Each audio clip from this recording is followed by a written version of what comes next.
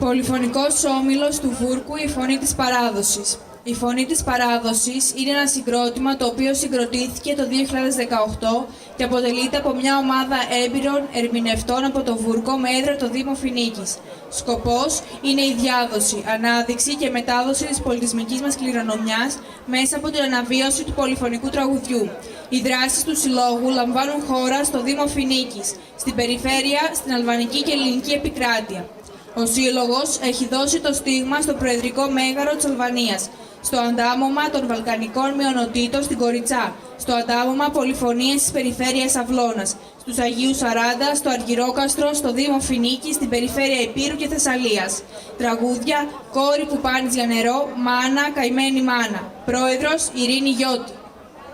Κόρη που πάνεις μωρή για νερό,